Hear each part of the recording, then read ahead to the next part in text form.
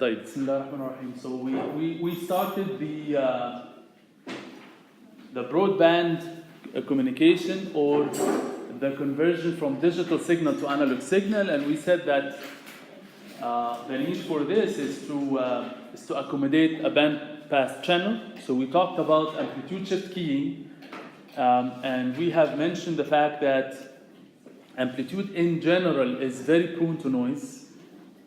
Okay, so although the bandwidth requirement for ASK is low, but the resistance to noise is also low, which makes ASK or amplitude shift keying less in terms of quality.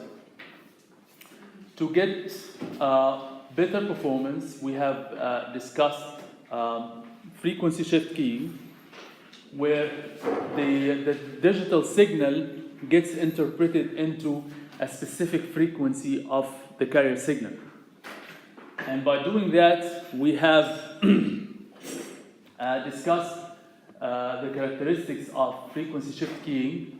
So on the positive side, or the advantages of frequency shift keying, is of course quality and resistance to noise, because noise tends to affect frequency in a lot less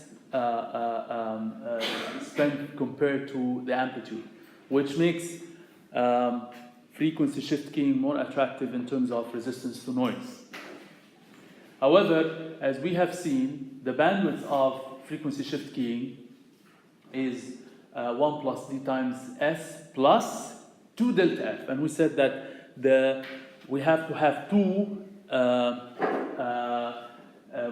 carrier signals, each one with a bandwidth of 1 plus d times s, and with some frequency difference, and the minimum frequency difference is 1 plus d times s, which makes the minimum bandwidth for the case of frequency shift keying 2 minimum bandwidth, which means that we have no overlap. The bandwidth is 2 times 1 plus d times s, which makes the bandwidth for frequency shift keying double the ASK. So in order to have better quality, you have to spend more bandwidth. That's why the designers for communication systems, they started to look for another way using the third characteristic of the signal, which is the phase, and they have found that phase is, on one hand, more resistive to noise. Okay, so phase is better than amplitude. It's similar to frequency. Again, the noise does not affect the phase significantly, so the resistance to noise is still there. And at the same time, because we don't have to have distinction in terms of frequency, the bandwidth is almost the same. So for phase shift keying, what we need to do is to interpret the one as a sine wave with frequency phase shift 0, and the 0 is another sine wave with frequency with phase shift equal to 180 degrees. So this way the receiver can distinguish, can have like a phase locked loop, a simple circuit to detect the phase shift of the sine wave, and based on that recognize whether this is 1 bit or 0 bit. As simple as that. So because we're using the same frequency all over, so we don't have to have two carrier signals, in which case the bandwidth seems to be attractive. It's 1 plus d times s. So we don't have to have 2 delta f similar to the frequency shift keying, which makes this very attractive. Okay, so it's resistive to noise, and at the same time similar in terms of bandwidth requirement to ASK. So this is good. So this is the simplest form of phase shift keying, which is what we call binary phase shift keying. So binary phase shift keying represents 1 bit at a time, and of course, same concept applies for if we want to represent 2 bits, in which case we have to have 4 different phase differences. So at 0 or at 45 degrees, at 135 degrees, and so on. Okay, so that's the implementation for binary phase shift keying. It turns out to be as simple as the ASK, exactly. Okay, the only difference here is that we have replaced the non-return to zero here. We have replaced the non-return to zero, which is the unipolar non-return to zero, to the polar non-return to zero, where we have actually plus voltage and minus voltage. This is the polar non-return to zero line coding. So we can just multiply the signal by the carrier signal, which means that if it's 1, we are actually sending the sine wave as is, which is the phase shift 0. If it's 0, then we are actually inverting the sine wave, which makes it a minus sign, or a sine wave with phase shift of 180 degrees. Okay? So the multiplication of the polar non-return to zero with the carrier signal generates simply the carrier signal of binary phase shift key. Okay, so the only difference is between the implementation of PPSK and ASK, or BASK, is the fact that we use polar non-return to zero as opposed to unipolar non-return to zero. Okay, so any question here? So this is very, very simple. So this is attractive in terms of having the compromise between low bandwidth requirement and at the same time it's resistive to noise. And of course, if we want to have, if we want to represent 2 bits at a time, then we have to have 4 different phase shifts. Okay, and you can divide the 360 degrees into 4 different phase shifts. So you can have, for example, at 0, 90, 180, and 270. Or you can have similar to this, and we'll see why.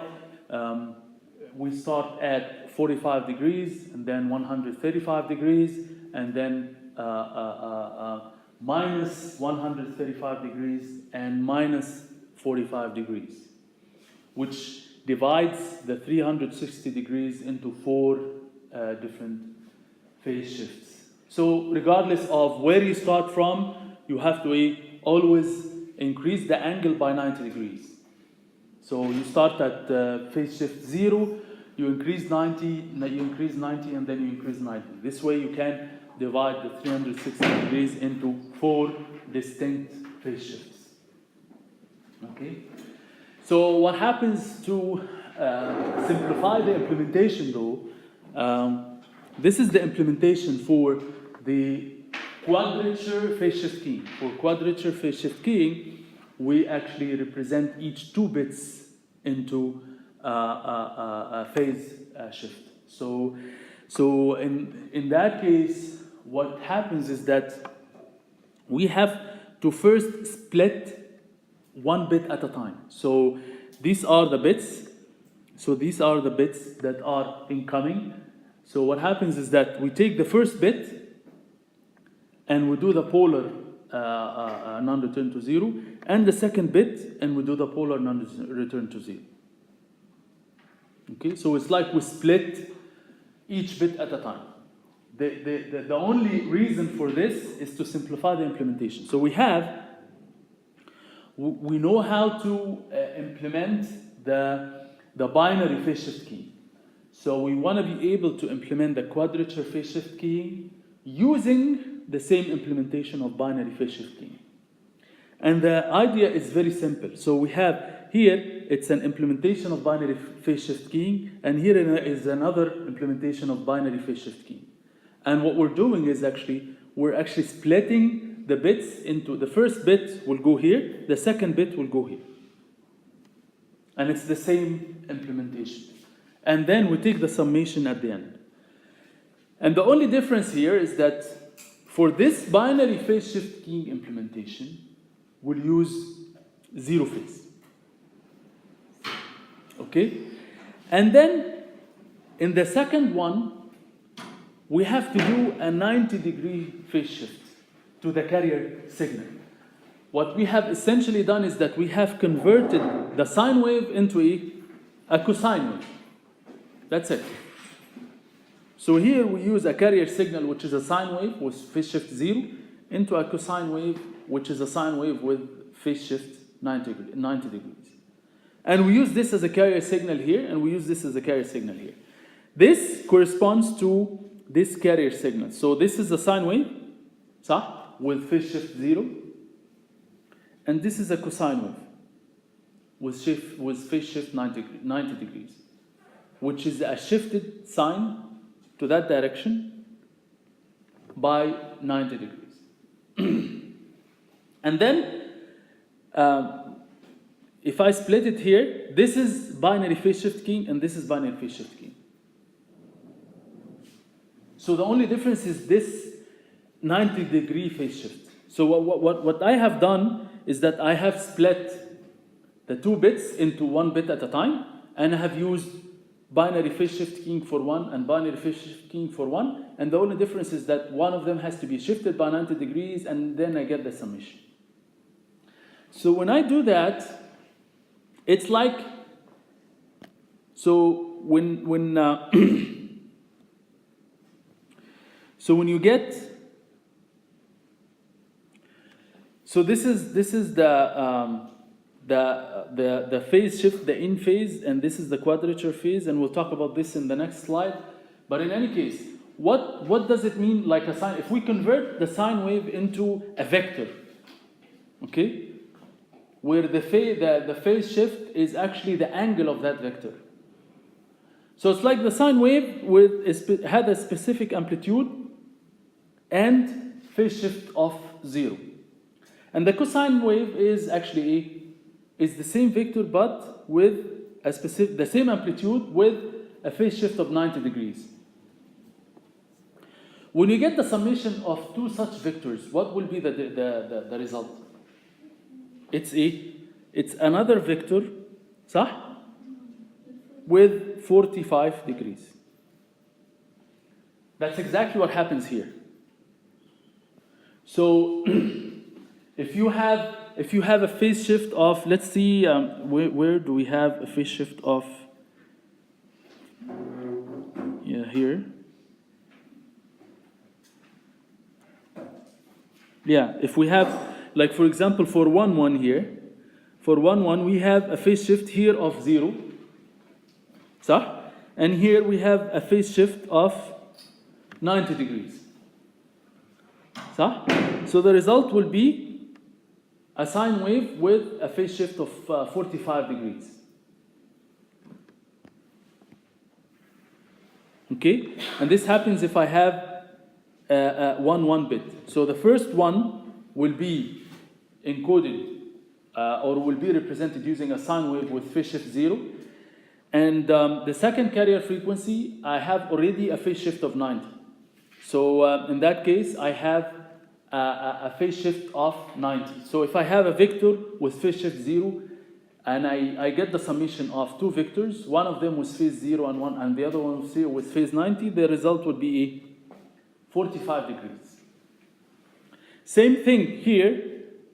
This is actually a result of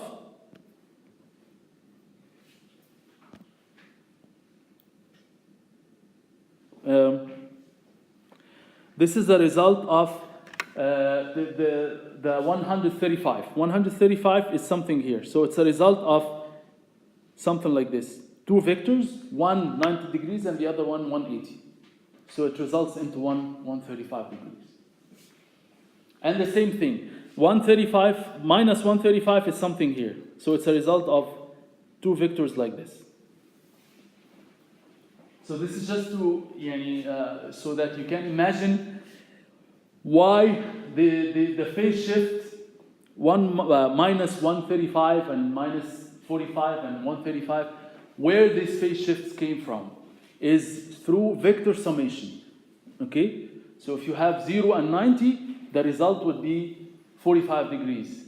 If you have 90 and 180, the result would be 135 degrees, and so on. Okay? So the general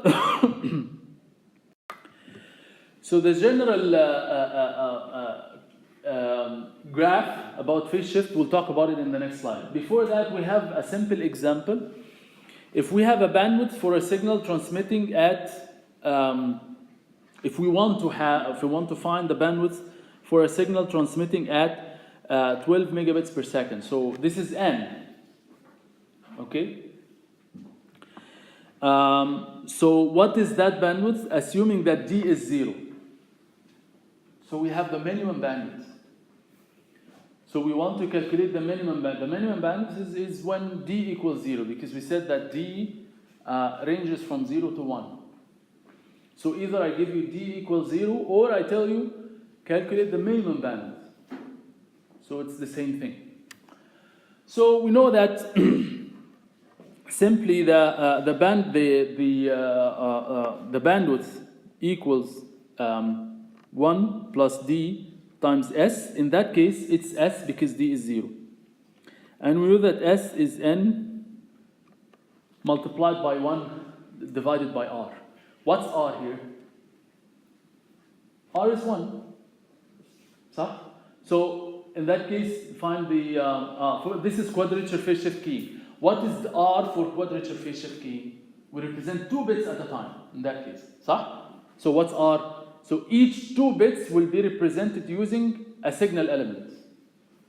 So it's the number of bits, which is 2, divided by the number of signal elements, which is 1. So r is equal to 2. So basically the bandwidth is s, which is n times 1 divided by r, and r is equal to. That's why the bandwidth is 60 megahertz. 6 megahertz. So 6 megahertz. So it's basically n divided by 2, as simple as that. Okay, so this is for quadrature phase shift keying. So talking about the concept of representing the signal as a point in XY domain. So they have come up with what we call the constellation diagram. They call it the constellation diagram or IQ diagram. IQ stands for in phase and quadrature phase. So it's X is the in phase or I, and Y, the Y axis is the quadrature phase or Q. So either they call it constellation diagram, or sometimes they call it IQ diagram. So I stands for in phase and Q stands for quadrature phase. And the way we represent the signal is simply by each signal with a specific phase is represented as a dot in this diagram. Okay? So the dot is away from the 0 with a distance equals to the amplitude of the signal. So this is actually the amplitude of the signal. So if the amplitude of or the signal itself has an amplitude of 5 voltage, for example, so this is 5. And this angle represents the phase shift. So a simple sine wave with an amplitude of 5 and phase shift of 0 is basically represented as a dot, such that this is 5, okay, and it's on the x-axis, which means that the phase shift is 0. A cosine wave or a sine wave with phase shift 90, which has an amplitude of 5, will be represented using a dot, such that this distance is 5 and the phase shift is 90, and so on. Okay? which makes the QPSK. So if we were to represent QPSK using the IQ diagram, then we have four possibilities of signal elements, right? There is a signal element with phase shift 45, and another one with phase shift 135, and there is one signal element with phase shift minus 135, and there is another signal element with phase shift minus 45. So this is how we represent the quadrature phase shift keying using the IQ diagram. It's very simple. So we can see it's very, very simple. So we represented all the signal elements using 4 dots. So instead of having all the complexities of the resultant signal, which is very complicated, so we represent that on the IQ diagram using 4 dots. And actually, in communication labs, there are some devices that can generate this IQ diagram for you. So you give it the signal, and it generates this IQ diagram. Okay. So you can have a simple experiment where the sender can generate a QPSK signal, and you can see the IQ diagram at the sender side. And then, when it gets transmitted over the wire or over wireless or something, it reaches the receiver. Okay? And then, when it reaches the receiver, of course, there will be some noise. So, you can then, again, generate the IQ diagram of the received signal. And you can find that it's something like this. So, you will see that around each point, there is something like this. Why? Because each of the signal elements had different type of noise. Some of them changed the amplitude a little bit, some of them changed the phase a little bit. So you will see that, but as you can see, it's still confined into 4 clusters, which can still be received with a high quality. Right? It can still be received with a high quality because you can simply detect the phase shift using the x-axis and the y-axis, and you can still discriminate between these 4 clusters significantly. Okay? Type. Which makes quadrature phase shift keying very attractive in terms of resistance to noise, which they translate in communication systems using the term probability of error. Okay? So, from the sender, you send 4 distinct types of signal elements using these 4 dots. So, if you generate this IQ diagram at the sender side, you will not find these dots around because there's no noise. You generate crisp signal elements, and all the dots are on top of each other, identical. When you send over the communication medium, some of these signal elements will have different types of noise, which will result into a signal that looks like this on the receiver side. But what's the point of doing clustering? We're not doing it. It's actually, it gets generated because the sender sends a modulated QPSK signal. صح? Modulated QPSK signal, it depends on the bit pattern that you have. So you have 00, 10, 01, 10, 11, and so on. Okay? So each of these 2 bits will be represented using some signal element, which is a sine wave with phase shift 45 or 135, as we said, right? So this, assuming 00, that the phase shift is minus 45 degrees, for example. So minus 45 degrees, this will be represented using a dot here. And then 10 is 135, which is a dot here. And you keep doing that. At the sender side, the phase shift is always one of these 4. and the amplitude is always the same, which is the amplitude of this signal, because QPSK has one fixed amplitude, right?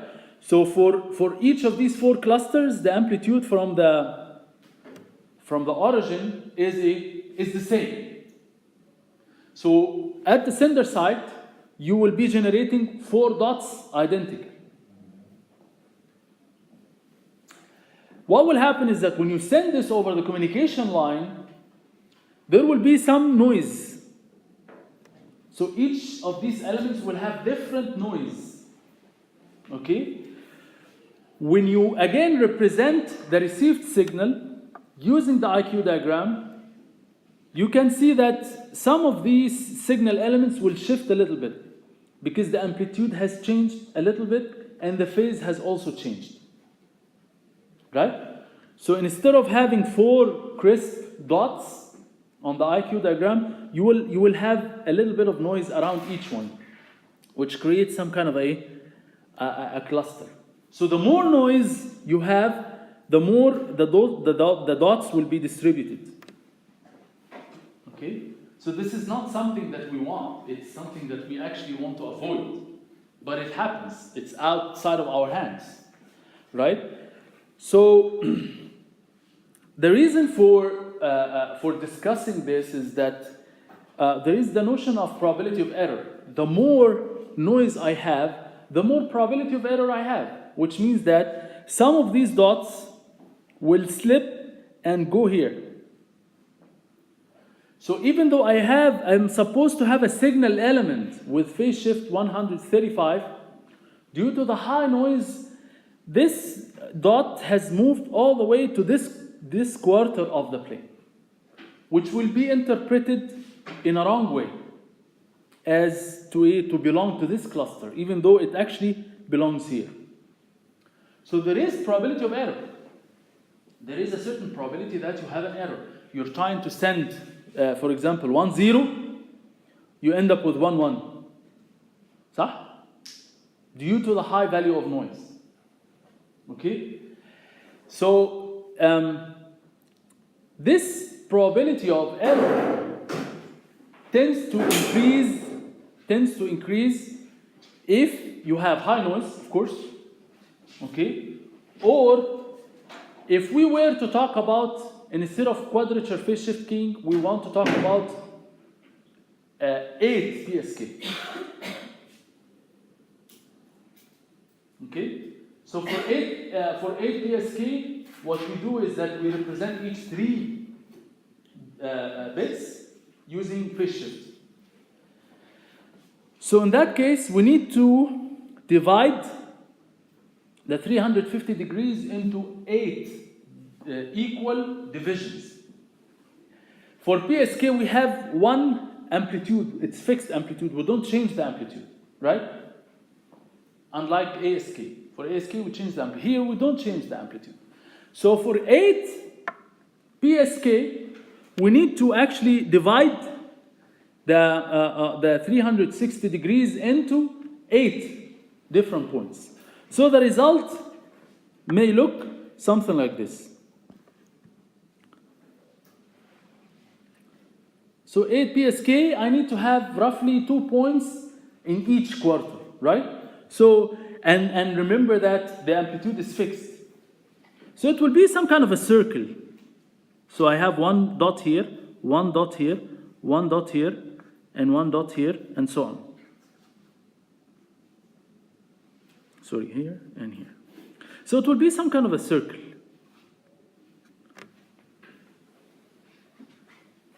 And if I need to have 16 PSK, it's the same circle, but I need to increase the points.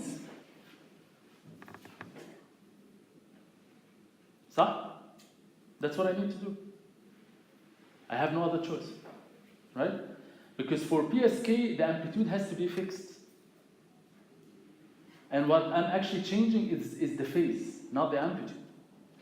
So the more I want the signal element to represent a larger number of bits, the more dots I have. What will happen as an effect when I have more dots on the same circle? will be the effect on the probability of error? Will it increase or decrease? Increase. Why? Because the dots will become closer and closer, which means that any little bit of noise can get this dot into the other signal element. So instead of decoding, and instead of sending from the sender side, I send 0, 0, 0. Okay? On the receiver side, it becomes 0, 0, 1. Why? Because of a little bit of a noise that forced me to decode the 0, 0, 0 signal element as 0, 0, 1. So the more dots I have on the circle, the more I have in terms of probability of error, which is natural. Okay? And this is thanks to the IQ diagram, which actually helped us to understand the characteristics of the PSK signal in a complicated manner and simplifies that for us.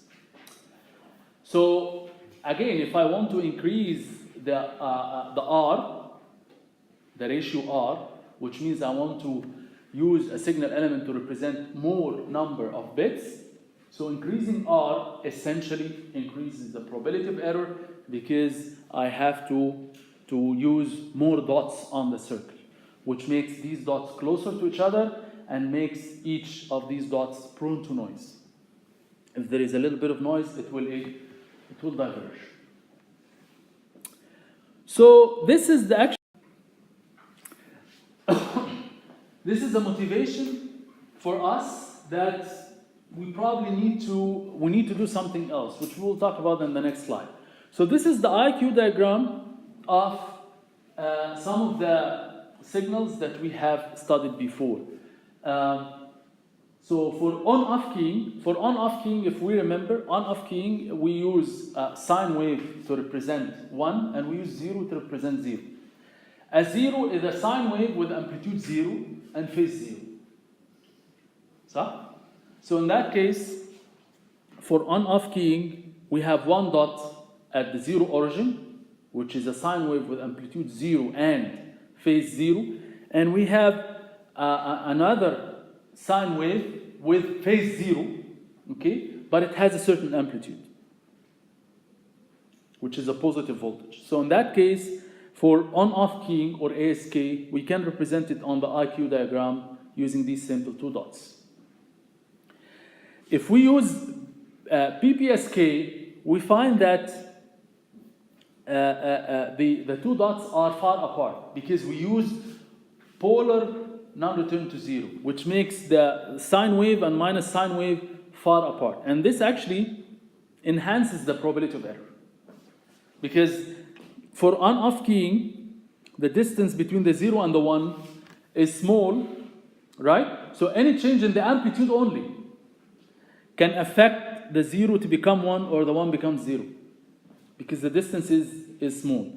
So PPSK tries to solve that by dividing the plane into two different clusters. So by using the polar non-return to 0, I was able to make the 1s and 0s far apart, which enhances the probability of error. So the more distance I have between these dots, the better the probability of error will be, right?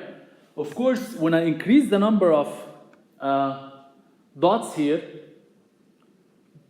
from 2 to 4, which is in the case of QPSK, I have to split the plane into 4 distinct quarters, and in that case I have more dots which become a little bit closer to each other. So here the probability of error is a little bit less compared to this. So here the probability of error is a little bit less. What is the advantage of QPSK on the other side? Bandwidth. Bandwidth, because when R increases, bandwidth decreases. It's simple. When R increases, the bandwidth is inversely proportional to R. which makes this more attractive in terms of bandwidth, but less attractive a little bit in terms of probability of error. So if I have ASK, I end up with 8 dots on the same circle. Remember, on the same circle. Because PSK uses one fixed amplitude. So in that case, I will have to use 8 different dots, which makes the probability of error even less. For 16, it's even less, and so on. Okay? This is a motivation that we may probably be able to use, a different way of dividing, and instead of dividing the dots on a circle, we might as well divide the dots on the whole plane, which means that we need to have some flexibility of changing the phase and the amplitude. So instead of having one circle and we divide the dots on a circle, okay, it's better for us to divide the dots on the whole plane, which gives us more flexibility to kind of make the clusters far apart, right? So if you have one circle and you distribute the dots on the circumference of the circle, right? Then this is restrictive. Okay? But if you divide the dots on a plane, this gives you more flexibility, more degrees of freedom to distribute these dots to be far apart. What we have essentially done in that case is that we have created a mix of phase shift keying and amplitude shift keying. So we are changing both the phase and the amplitude. Okay? So this is what they call quadrature amplitude modulation, or QAM. Quadrature amplitude modulation is nothing new. It's just a mix between PSK and ASK. So we change the amplitude and the phase at the same time. And this way, we can divide. So imagine if we have 16 QAM, if we have 16 PSK, so I can ask you a very tricky question. What is the probability of error? How the probability of error looks like between 16 QAM and 16 PSK? Which one has a better probability of error? A better probability of error. That's a tricky question, right? But we should be able to answer. What do you think? If we divide 16 dots on a circle, right? This is the 16 PSK. 16 phase shift keying. 16 phase shift keying divides the dots using the same amplitude. So we're not changing the amplitude in that case. We're using fixed amplitude, which essentially generates, on the IQ diagram, generates a circle. So if I distribute 16 dots on a circle, or 16 QAM. For 16 QAM, I'm allowed to change the phase shift and the amplitude. So I distribute the 16 bits like this. This is 16 QAM. Okay? Will this have a better probability of error or less probability of error? Or worse probability of error compared to the 16 PSK? Which one is better? 16 QAM will be much better in that case, because we distribute the dots on the IQ diagram on the whole plane, as opposed to distribute the dots on a circle. Okay? So that concludes the digital to analog conversion. So for digital to analog conversion, our purpose was to take a digital signal, okay, which maps ones and zeros, and then we try to convert this into an analog signal. And the reason for that is that we don't want to use baseband communication where we have to do approximation and things like that. Like what we have discussed before, we want to convert the digital signal completely into an analog signal to shift ourselves completely from the zero frequency. And this is good for bandpass channels. As we said before, as an example, ADSL is a bandpass channel, wireless is a bandpass channel, and so on.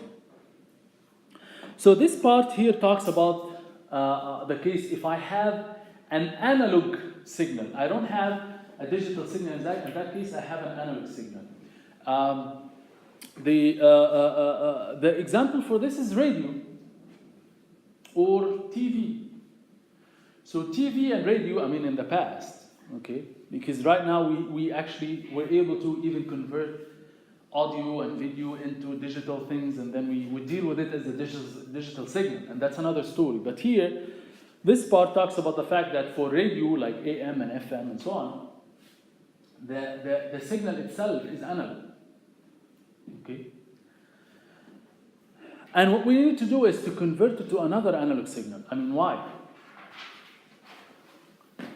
I mean, if the signal is analog, why do we need to convert it into an analog signal? Well, the signal is analog, but in general, the signal can have a frequency spectrum like this, which again may have some zero frequency component. So if I have a low pass channel, fine, okay, so you don't have to do anything. But in many cases, we have a band pass channel.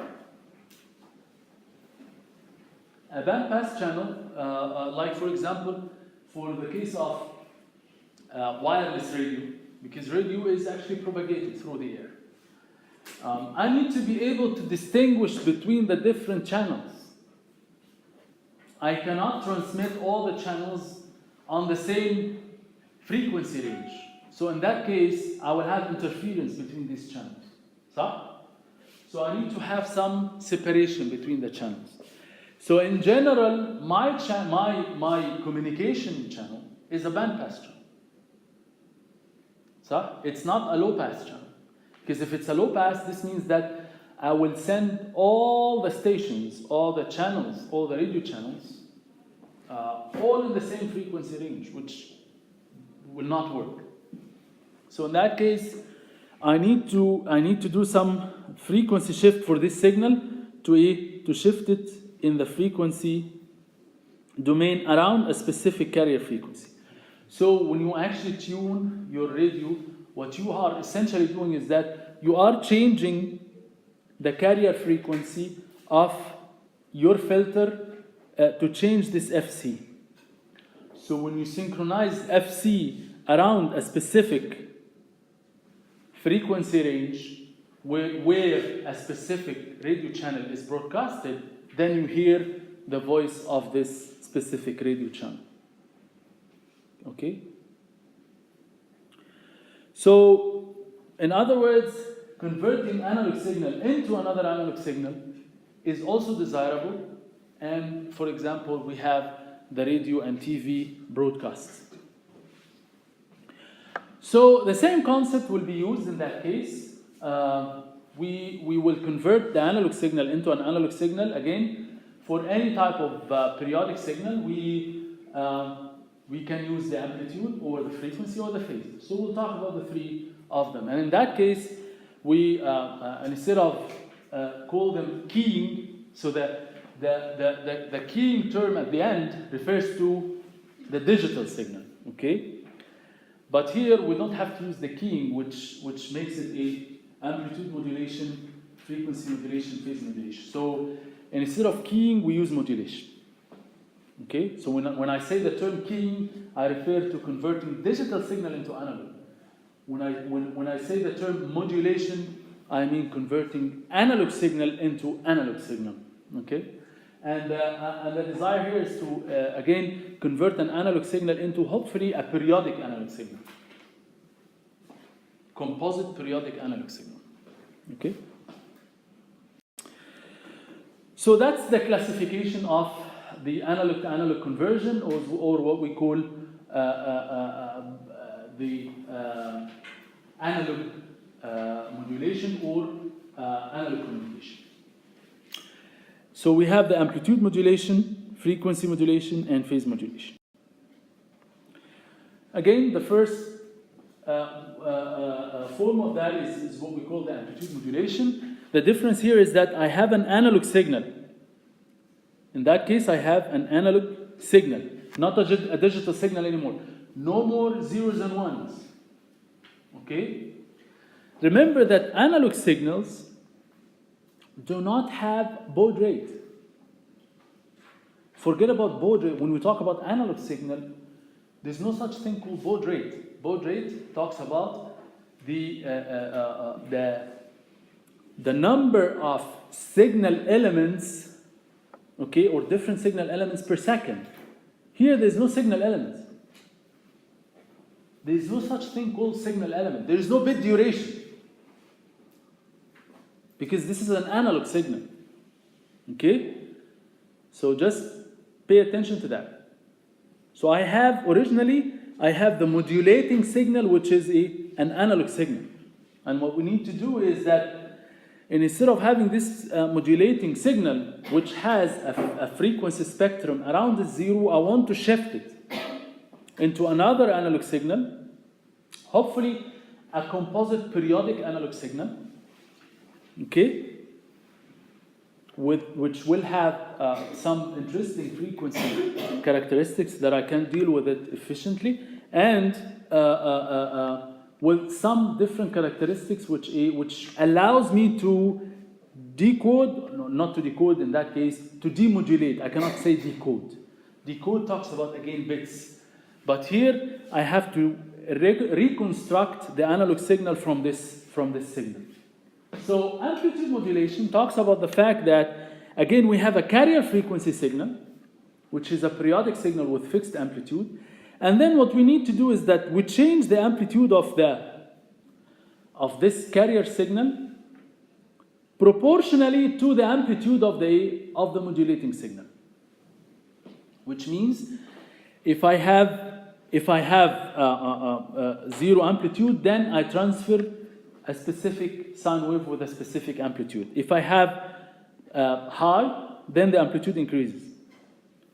If I have low amplitude, then the amplitude of the sine wave decreases, and so on.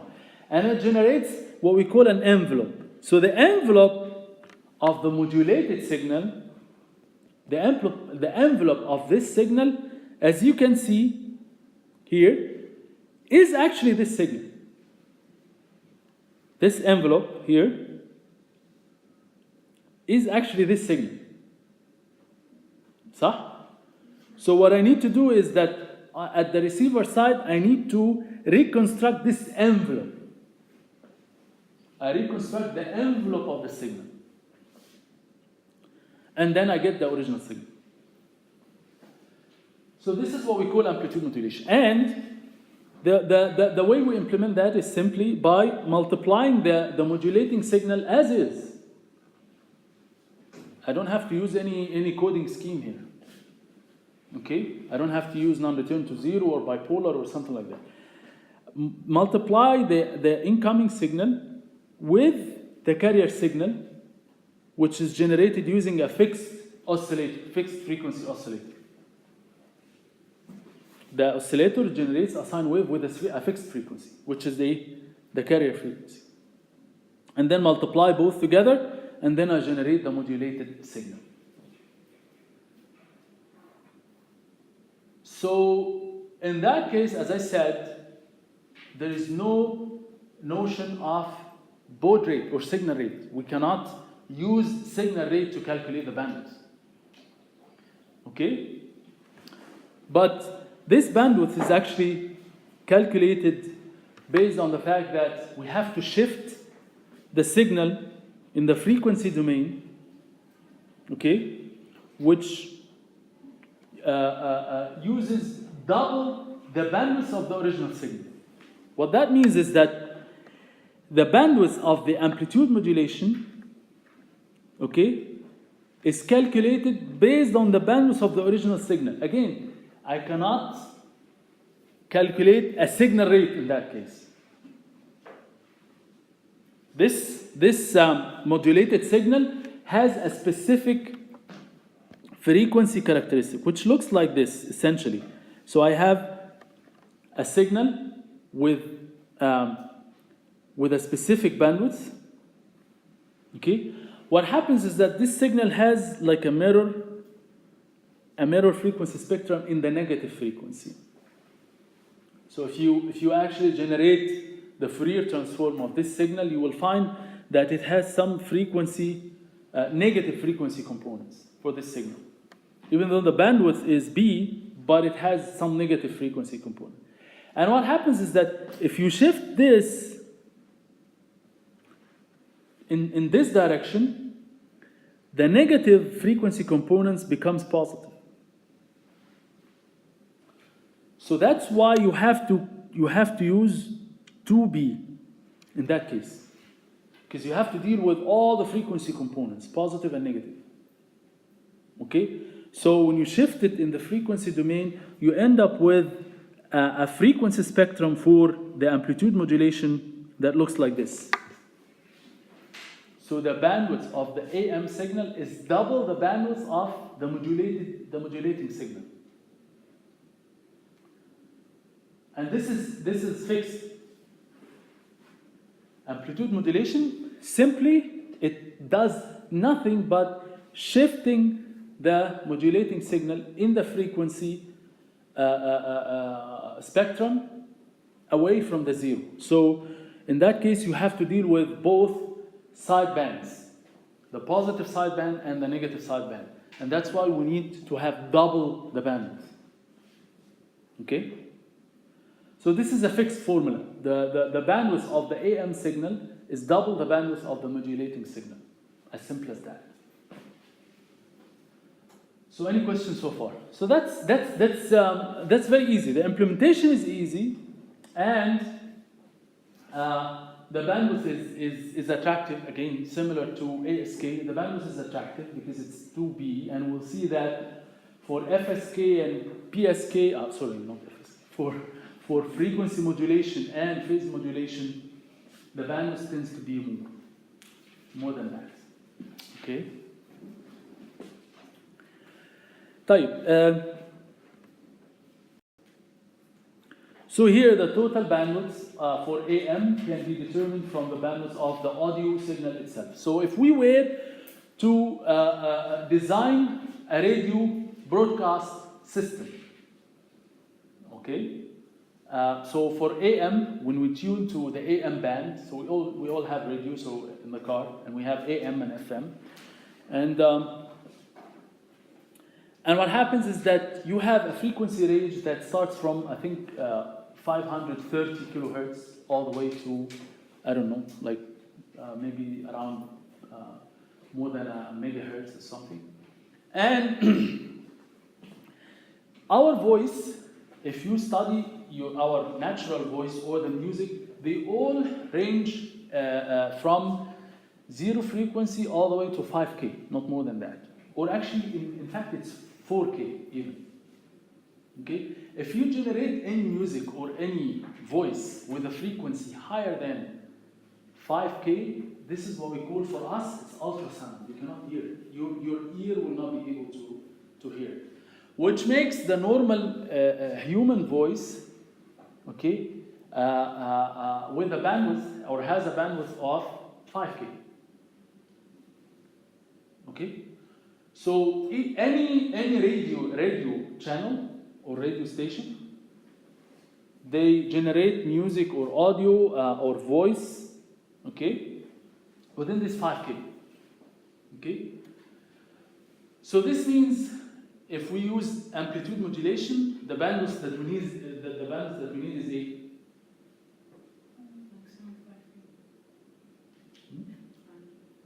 So the signal that we generate has a bandwidth of 5K. Okay? So the bandwidth that we need using amplitude modulation is we just said, it's double. So it's double that. So we need 10 kilo hertz bandwidth for the amplitude modulation signal. Okay? So any station in the AM band uses a bandwidth of 10 kilohertz. Okay? So the stations are 10 kilohertz apart. Okay? So you can divide your... Okay? Okay, I thought there is... from 530 kilohertz to 1.7 megahertz. Okay?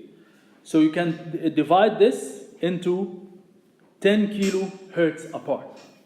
As simple as that. Okay, so that's how you divide. Okay, anyway, so so the total bandwidth required for the frequency modulation. For frequency modulation, we change the carrier frequency based on the amplitude of the channel. We don't change the amplitude, we change the frequency itself based on the amplitude of the channel, which means that if we have high positive amplitude, we need high frequency in the generated signal. If we have low amplitude, we need very low frequency in the generated signal. So in that case, because we're not only shifting the signal, we're shifting and we're diluting the frequency spectrum of the signal, صح? Because we are changing the frequency up and down, صح? So in that case, we are actually diluting the frequency spectrum of the signal in the frequency domain.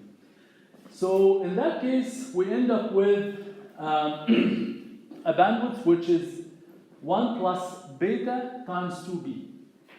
Not 2b in that case, 1 plus beta. And beta is what they call like the dispersion factor, or how we actually dilute this frequency spectrum of the original signal.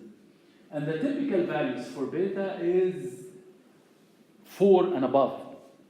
Here we use beta, not D, because as we have talked about before, D ranges from 0 to 1. Here we don't have D. Beta is actually the dispersion factor, and it can increase more than 1. Okay, so, and the typical value is around 4 or maybe 5, depending on how you want to dilute the frequency spectrum of the signal. Okay, so this looks like. So the modulating signal or audio signal, it looks like this. Okay, and you see that this is the carrier frequency, and we actually use the modulating signal as an input to what we call a voltage controlled oscillator. So the oscillator itself generates a different frequency based on the incoming signal. And as you can see in the FM signal, if the amplitude is high, like here in this range, we see that the frequency here is high. If the amplitude is 0, we see a little bit low frequency. If the amplitude is negative, we see the frequency reduces even more. صح? So the frequency here is reduced compared to the frequency here. Because this is amplitude of 0, and this is negative amplitude. So in that case, the signal has a fixed amplitude and a variable frequency which is proportional to the amplitude of the original signal. Okay? And the implementation looks like this, that the input signal will get input to a voltage controlled oscillator that generates a different frequency based on the amplitude of the incoming signal, which generates a bandwidth of 1 plus beta times B. And as we said, the typical values for beta is around 4 or 5. So it's a little bit high.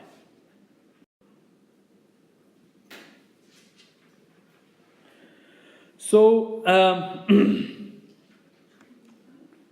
so if we were to do the same thing for the audio signal, our audio signal again has a bandwidth of 5K.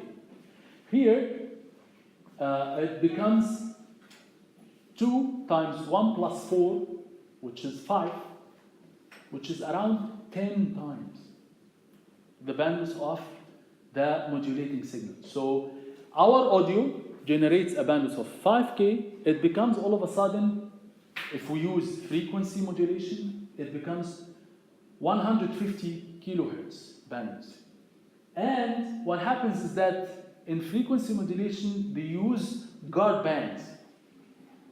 guard bands is like they use some idle areas to separate the channels or the stations apart from each other even more. So that's why the bandwidth is 200 kilohertz. So from 5 kilohertz, it becomes 200 kilohertz. Again, this came from 5 kilohertz, 5 kilohertz times 1 plus 4 times 2, which is 10. Okay? 10 times 5 is 150. So we use 200 to make an area of some guard bands between each two stations. And not only that, the FCC or the Federal Commission Committee, they actually standardized the transmission for frequency modulation to have one channel and no channel, one channel and no channel. If you see from 88 megahertz to 108 megahertz, this is the range of FM. So actually, if you try it on your radio, if you click on FM, it starts from 88 megahertz, and then you tune all the way to 108, and then stops. Khalas, this is the range of A. So if you divide this range by the bandwidth, 200 kilohertz, you will find that you can fit as maximum 100 stations. At maximum. So you have basically 20 megahertz between the 88 and 180. So 20 megahertz can be divided into 100 stations, each with a bandwidth of 200 k. So FCC standardized the FM broadcast as you can fit as maximum 50, not 100. So you can have one station and then no station, one station and then no station. So you can fit only 50. Only 50 stations in a specific location, like Qatar. ماشي? So that's FM, and as we can see, FM really multiplies the bandwidth requirements a great deal. So it's 10 times. So we have gone from double the bandwidth all the way to 10 times the bandwidth. And not only that, we have to use guard bands. But of course, the motivation behind using FM is clear. I mean, even for us, when we switch to FM, we see the voice quality is a lot better, right? So because the resistance to noise is high. So the same motivation, we're evolving through the same motivation. We have gone from AM, which has less bandwidth and less resistance to noise. FM has much more bandwidth requirements and more resistance to noise, which makes it better in terms of noise resistance, into phase modulation. For phase modulation, we are using the phase. We are changing the phase of the signal. The phase of this signal, we're changing the phase of this signal using the amplitude of this signal. Okay? It's a little bit tricky to generate the phase modulation signal here. You can mathematically prove that by the fact we're changing the phase, what we are essentially doing is that we are changing the frequency of this based on the derivative of the original signal. Not the amplitude of the signal, the derivative of the signal. So the change in the signal, not the absolute amplitude of the signal. And they have proven that mathematically, which we don't have to go through. But the way you actually generate this phase modulation signal is basically you get the original signal, you get this input to a derivative circuit, which takes the change in the amplitude, not the actual amplitude. And then you get this, you feed this to a voltage controlled oscillator similar to phase shift keying.